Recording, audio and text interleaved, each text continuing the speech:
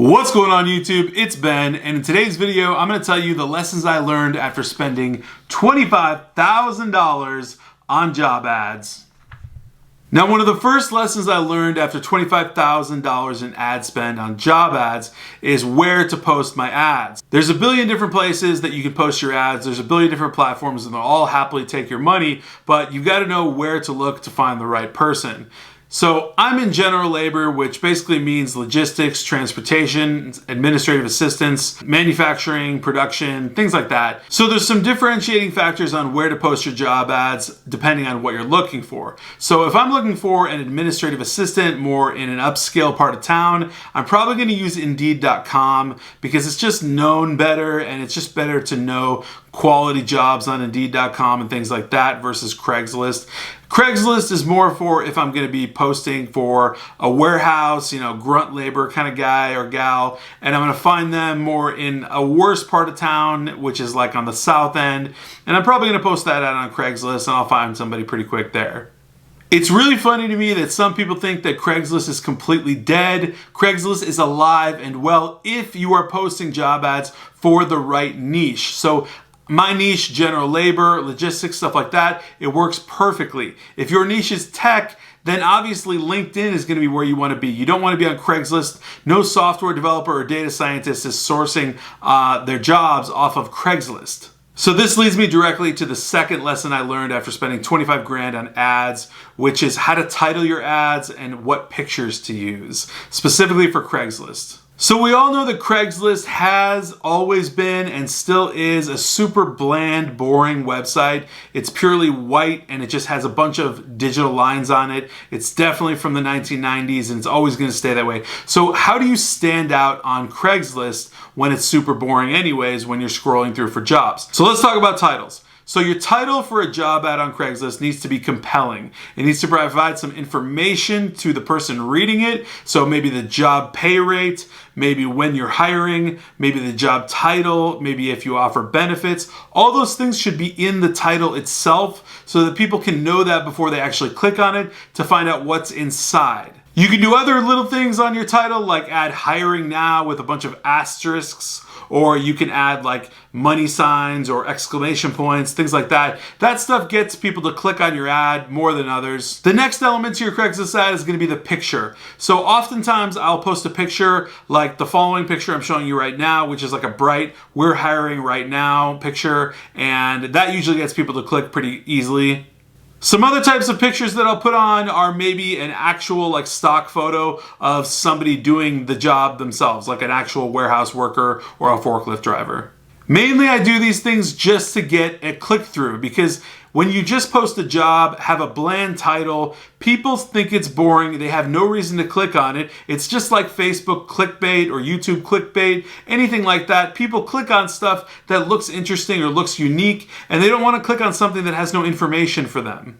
The next lesson I learned after spending 25 grand on job ads is having really, really good job ad copy. So what do I mean by copy? Copy is basically all of the wording and the way you structure the wording, including the sequencing, the lines, the way the words are set up themselves, the words themselves, exactly. All of that stuff is ad copy. So there's a right way to do this and there's an absolutely terrible way to do this. The terrible way to do it is to literally throw up all over the page, throw all the information everywhere in seemingly random places, like putting the job pay rate somewhere, then benefits somewhere else, then start date somewhere else, like shift time somewhere else. All that kind of stuff just all over the page so nobody can understand it. Not even a PhD could just read it and understand it in under 5 seconds because in reality, someone's looking at a job ad for basically anywhere from 5 to 10 seconds. The right way to do it is to take all of the description of the job and put it in sequence, meaning put the job title, put the job duties, put the pay rate, put the benefits, put the important meat, the information people actually want to know about, like what am I going to get paid, what benefits are, what time does the shift start, what are the duties of the job. Put that all in sequence, in order, so anybody, even without a GED, can actually read it, understand it, comprehend it, and actually be compelled to email you about that job. Another really important piece of your ad copy is adding a call to action. So this is something they do on Facebook ads or YouTube ads or whatever, saying click here or learn more or something like that. But what it really means is basically just saying apply now by emailing us your resume, or apply by stopping into the store. Whatever it is that you want them to do, you put that there so that they actually do that action. My next lesson learned is when to post ads. So people totally gloss over this, but this is incredibly important, and it can actually save you a ton of money and be very, very effective if you're actually trying to get applicants in a really short period of time. All right, so if we just get really logical about it, when are people free? When are they available? When are they not working? The weekend, of course. So for a Craigslist ad or an Indeed ad, the weekend is prime time television, all right? So the way you do it is basically post an ad up maybe on Friday night, possibly around 5 p.m., right when people are getting off and really hating their job, wanting to look for a new one. So you get some good screen time from anywhere from 5 to midnight with a Craigslist ad. Then I'll go back and post another Craigslist ad at around maybe 9:30 a.m. on Saturday morning. And then on Sunday, I'll post another Craigslist ad, maybe somewhere around 10:30 or 11, and let people get screen time on that.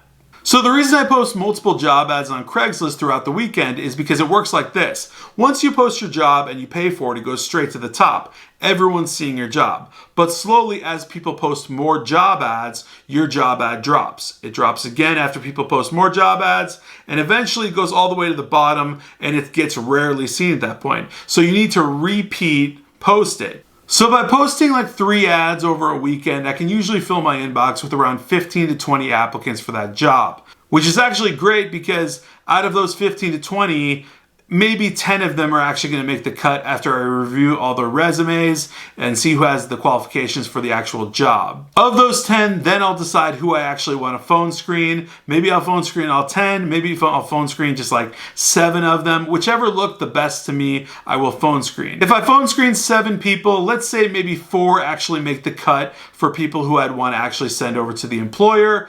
Of those 4 people, maybe 2 of them actually make the cut and get hired on by the employer. Now on Indeed.com, it's pretty much the exact same thing except for you set a daily budget. So I usually go on a Friday, put a $10 or $15 daily budget, let it run from Friday, Saturday, Sunday up through Monday morning, and that will usually fill my inbox with anywhere from 10 to 15 applicants as well.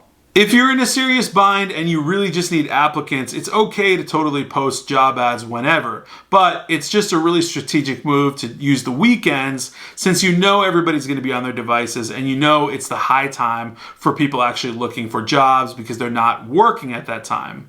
And although I've learned many, many things by spending $25,000 over 2 years on ads, probably one of the most important is that it takes money to make money. So I'll just do this in a simple math equation for you to make it really, really simple for basically anybody to understand. If I post a $45 Craigslist ad, and let's say that I get 4 candidates in my inbox, and I phone screen all 4 candidates, and only 2 of them make the cut to actually go on site and have an interview in person. Now, of those 2 people that went on site to have interviews with my client in person, only 1 of them gets hired.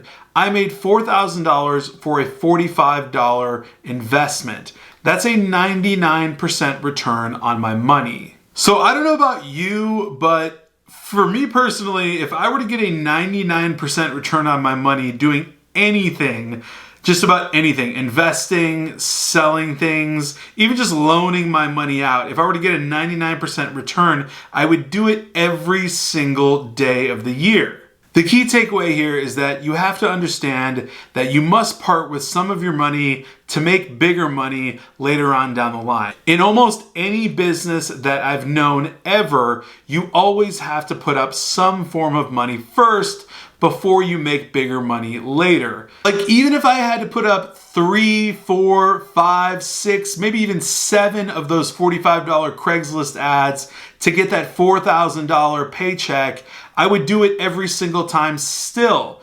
If you can't wrap your head around that, that's a 90% return on your money.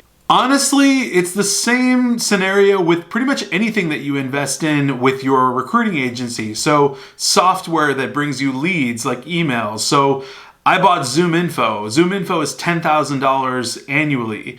And from the day I bought it, 6 months later, I made over $100,000. And for that return on my investment of $10,000, I'd say it didn't do too bad, and it's still performing really, really well. The last parting wisdom that I'll leave you with is every single dollar that you spend on advertising or anything that you use to make money in your business is tax deductible, meaning it will lower your tax burden. So say your taxes were going to be $20,000, they might turn into $14,000 after you write off all your advertising and equipment and software and things that you use for your agency. So that's all I've got for today, guys. I hope you had an awesome Thursday. I hope you're going into an awesome Friday. If you like this video and enjoy it, smash that like button. And if you like and enjoy hearing more about recruiting agency knowledge and information, about staffing and business, entrepreneurship, yada, yada, definitely become a subscriber and hit the alert button so that you know every single time I come out with a new video. I will catch you guys tomorrow. Until then.